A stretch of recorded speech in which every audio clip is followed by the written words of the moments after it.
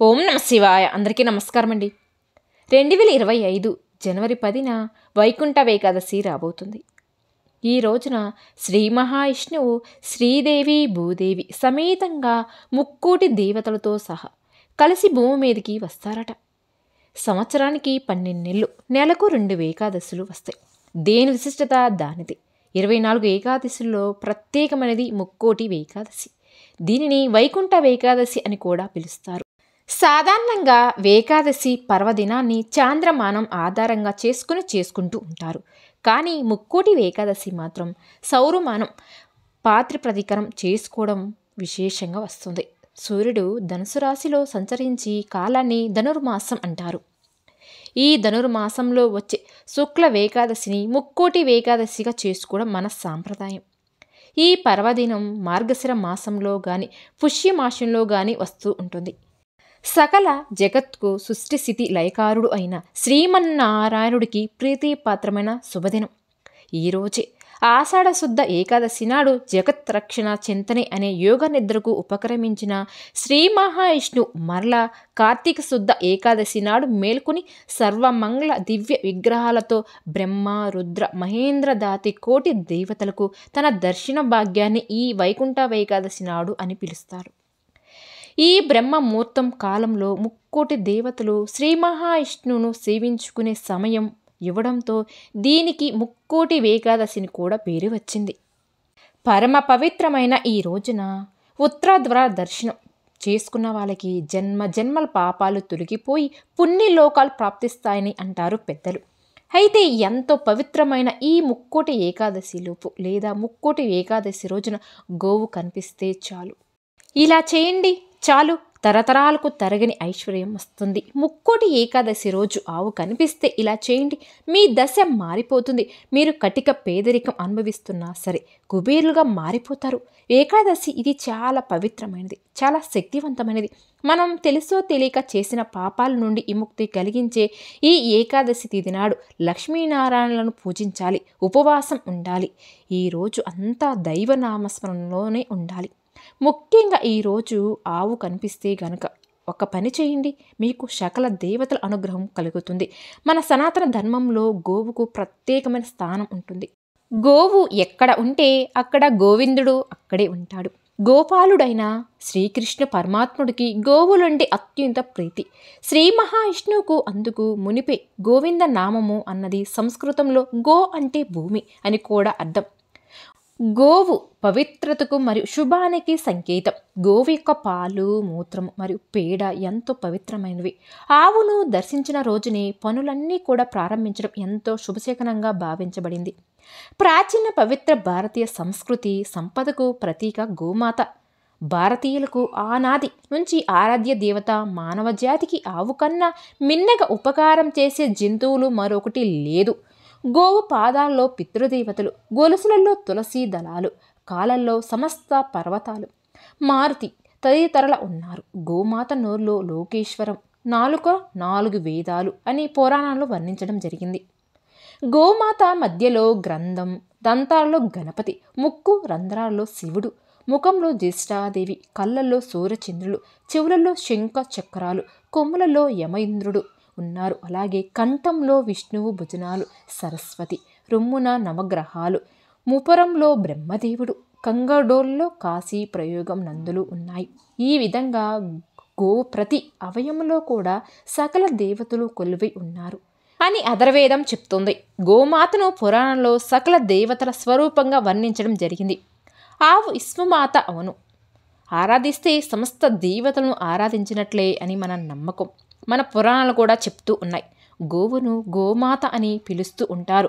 కారణంగా గోవు ప్రతి అణువులోనూ ఒక్కొక్క దేవత ఉంటారు. కాబట్టి పరమ పవిత్రమైన గోవు భారతీయుల జీవన శైలిలో మాతృదేవత తర్వాత విశిష్టమైన కాబట్టి తిథి స్థానం పొందింది.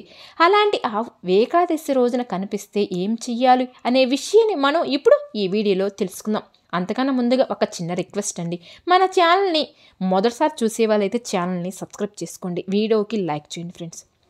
ఆవు ఏకాదశి రోజున మీకు కనిపిస్తే దానికి పూజలు చేయండి. మీ ఇంటికి ఆవు వచ్చింది అనుకోండి, మీరు గోశాలకు వెళ్ళిన ఆవుకు ముందుగా పూజలు చేయండి. ముఖ్యంగా ఏకాదశి రోజున ఆవుకు పూజ చేసిన వారికి నరక బాధలు తప్పుతాయని పండితులు చెప్తూ ఉన్నారు. ప్రత్యేకించి ఈ ముక్కోటి ఏకాదశి రోజున ఆవుకు తోటకూరను తినిపించాలి. తోటకూర తినిపించడం వలన దోషాలు తొలగిపోతాయి, మీకు ఎలాంటి దోషాలు లేకుండా ఉంటాయి. ఆవుకు తోటకూర తినిపిస్తే మీ మనసులోనున్న కోరికలు కూడా నెరవేరుతాయి. ఆవుకు తోటకూర తినిపించి దాన్ని చెవిలో మీ కోరికను కూడా చెప్పుకోండి, లేదా తోటకూర తినిపించి ఆవుకు నమస్కారం చేసుకొని మీకు ఉన్న సమస్యలన్నీ చెప్పుకోండి. మీకు కుదిరితే ఈ ఏకాదశి రోజున ఆవుకు 5 గంటల పాటు నానబెట్టిన ఉలవలను తినిపించడం వలన ఉద్యోగంలో స్థిరతత్వం ఉంటుంది. నానబెట్టిన బొబ్బర్లు తినిపిస్తే గనక ధనం బాగా సంపాదిస్తారు కూడా. నానబెట్టిన గోధుమలు తినిపిస్తే కీర్తి ప్రతిష్టలు కూడా పెరుగుతాయి, సమాజంలో మంచి పేరు వస్తుంది కూడా. గోమాతకు కొంచెం నేతితో కలిపి బియ్యం పిండిని తినిపిస్తే మానసికంగా ప్రశాంతత లభిస్తుంది. ఇంట్లో గొడవలు అవుతున్న వారు ఇలా చేస్తే మంచి ఫలితం ఉంటుంది. అలాగే నానబెట్టిన కందులు తినిపిస్తే కోపం బాగా ఉన్నవారు తగ్గించుకుంటారు. 5 గంటల పాటు నానబెట్టిన కుసుములు తినిపిస్తే మనసు ఆత్మ పరిశుద్ధమవుతుంది. నానబెట్టిన శనగలు గోమాతకు తినిపిస్తే ఆధ్యాత్మిక చింతన అనేది అలవడపడుతుంది. కొంచెం నీటిలో బెల్లం కలిపి రాగి పిండి తినిపిస్తే అష్టైశ్వర్యాలు మీకు కలుగుతాయి. నానబెట్టిన పెసలు తినిపిస్తే విద్య అభివృద్ధి జరుగుతుంది. ఉడికించిన బంగాళదుంపలతో తినిపిస్తే నరఘోషాలు నివారణ జరుగుతుంది. క్యారెట్ను తినిపిస్తే వ్యాపారంలో వృద్ధి సాధిస్తారు. బీట్రూటు పాలకూరతో ఐశ్వర్యం ప్రాప్తిస్తుంది. గోమాతకు దోసకాయను తినిపిస్తే గనక శత్రువుల బాధ కూడా తగ్గుతుంది. గోమాతకు టమాటాను తినిపిస్తే పెళ్ళిళ్ళు లేటుగా అవే వాళ్ళకి త్వరగా అవుతాయి. బయట కనిపించే ఆవులకు కానీ, లేదంటే దగ్గరలో ఉండే ఆవులకు కానీ, లేదా గోశాలకి వెళ్ళి కానీ గోవులకు మీరు టమాటాలను పెట్టవచ్చు. ఇలా ఆవుకు టమాటాలను పెట్టడం వలన త్వరలో పెళ్ళిళ్ళు కుదురుతాయి. ఆవుకు ఈ ఆహార పదార్థాలు తినిపిస్తే అతి త్వరలోనే మీరు పడుతున్న కష్టాలు బాధలు అన్నిటి నుండి విముక్తి అనేది మీకు లభిస్తుంది. ఇలా చేయడం వల్ల మంచి జరుగుతుంది కూడా. మరి ప్రతి ఒక్కరు కూడా ముక్కోటి ఏకాదశి రోజున ఆవు కనిపిస్తే ఇప్పుడు మనం చెప్పుకున్న విధంగా చేసి గోమాత యొక్క అనుగ్రహంతో పాటు సకల దేవతల యొక్క అనుగ్రహాన్ని కూడా పొందండి. ఆనందంగా జీవించండి. మీ జీవితాన్ని మార్చుకోవడానికి ఇది ఒక సువర్ణమైన అవకాశం. కాబట్టి మిస్ చేసుకోకుండా ఆవు కనిపించకపోయిన గోశాలకి వెళ్ళి కానీ తోటకూరైన ఆహారంగా పెట్టి శుభ ఫలితాలను పొందండి. అసలు గోవులే లేనట్లయితే మానవుడి మనుగడ సాఫీగా జరగడానికి అవకాశాలు చాలా తక్కువగా ఉంటాయి. దీనికి కారణం గోవులే మనల్ని పోషిస్తూ ఉన్నాయి. శ్రీకృష్ణ పరమాత్ముడు ఇంద్రుడు కురిపించిన పిడుగులతో కూడిన భయంకర వర్షం నుండి 7 రాత్రులు 7 పగళ్ళు గోవర్ధన పర్వతాన్ని ఎత్తి గోవులను ప్రజలను రక్షించాడు. అప్పుడు శ్రీకృష్ణుడే శ్రీహరి అని తెలిసి ఇంద్రుడు ప్రత్యేకతను చెందుతాడు. అక్కడ నుంచి వచ్చిన కామదేవు గోవులకు కష్టం వస్తే కాపాడావు గనుక నువ్వు గోవిందుడు అనే స్తుతించండి. అప్పుడు ఇంద్రుడితో అత్యంత భక్తితో శ్రీకృష్ణుడికి గోవింద నామంతో గోవిందా అనే పట్టాభిషేకం చేశారు. అనేక నామాలు ఉన్న ఆ శ్రీకృష్ణుడు పరమాత్ముడు రాత్రులు 7 పగళ్ళు కష్టపడి గోవులను రక్షించి సంపాదించిన నామం కాబట్టి ఆయనకు గోవిందనామం అంటే అత్యంత ప్రీతిపాత్రమైనది. అందుకే ద్రౌపదిని వస్త్రాపహరణ జరిగే సమయంలో కూడా గోవింద అని భక్తితో ప్రార్థించింది. శ్రీకృష్ణుడు వెంటనే ఆమెను రక్షించాడు. లక్ష్మీదేవి వెతుక్కుంటూ వైకుంఠం నుండి దిగివచ్చిన ఆ శ్రీనివాసుడికి విష్ణువు బ్రహ్మ ఆవు దూడగా మారి ఆకలి తీర్చాడు. ఏడుకొండలవాడు అయిన ఆ వెంకటేశ్వర స్వామి గోవింద అనే భక్తులు ఎక్కువగా స్తుతిస్తూ ఉంటారు. శ్రీహరికి ఎంతో ప్రీతిపాత్రమైన గోవులలో త్రిమూర్తులతో సహా సకల దేవతలు నివసిస్తూ ఉంటారు. ఏ యజ్ఞతాయం ప్రారంభించాలన్నా కూడా ఆవు పేడతో యజ్ఞశాలను శుద్ధి చేయాలని, ఆవు నెయ్యి లేకుండా యజ్ఞం జరగదు అని, ఆవు పాలు లేకుండా భగవంతుడికి అభిషేకం జరగదు. ఆవు నేతితో పెట్టే దీపం అత్యంత శ్రేష్టమైనది. ఆవు పాలతో నేతితో చేసి నైవేద్యం భగవంతుడికి అత్యంత శ్రేష్టమైనది కూడా. నూతన గృహప్రవేశం సమయంలో కూడా ఇంట్లో గోమాతను పూజిస్తే కనుక ఆ ఇంట్లో ఏదైనా దోషాలు ఉంటే తొలగిపోతాయి. ప్రతిరోజు భక్తితో గోసేవ చేస్తే జాతక దోషాలు కూడా తొలగిపోతాయి, సిరి సంపదలు కలుగుతాయి. అలానే గోదానం ఎంతో సర్వశ్రేష్టమైనది. ఎవరైతే గోదానం చేస్తారో వారికి గోవు శరీరంలో ఎన్ని వేల రోమాలు ఉంటాయో అన్ని వేల సంవత్సరాలు సర్వలోకంలో నివాసం చేస్తారని పురాణాలు చెప్తూ ఉన్నాయి.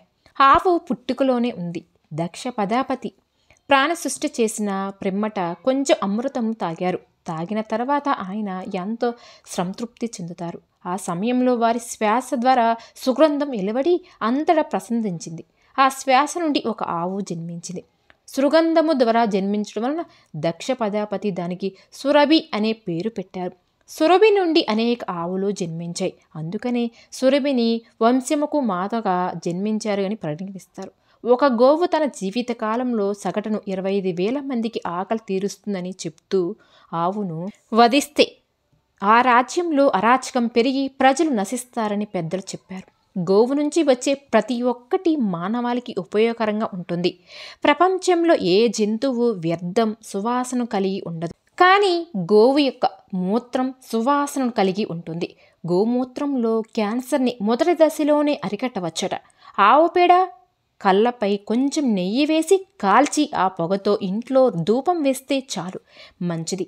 ఆవు పాలు చాలా శ్రేష్టమైనవి. పసిపిల్లలకు కూడా ఆవు పాలే పడతారు. ఎందుకంటే ఈ పాలు తల్లి పాలతో సమానమని చెప్తారు.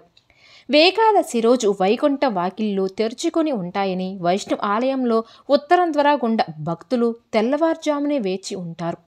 మామూలు రోజులలో దేవాలయాలు ఉత్తర ద్వారాలు మూసి ఉంచుతారు. కానీ ఈ రోజున ఆ ఉత్తర ద్వారం గుండా వెళ్ళి స్వామిని దర్శనం చేసుకుంటూ ఉంటారు. తిరుమల తిరుపతిలో కూడా ఈరోజు వైకుంఠ ద్వారాలు పేరిట ఉన్న ఉత్తర ద్వారం తెరిచి ఉంచుతారు. మరి తెలుసుకున్నారు కదా. ఈ ముక్కోటి ఏకాదశి రోజున గోవు కనిపిస్తే ఈ ఆహార పదార్థాలు పెట్టి సకల శుభాలను పొందండి. అలాగే ఈ వీడియో కనుక నచ్చితే లైక్ చేయండి. మన ఛానల్ని సబ్స్క్రైబ్ చేసుకోండి. ఓం శ్రీ మాత్రే నమః.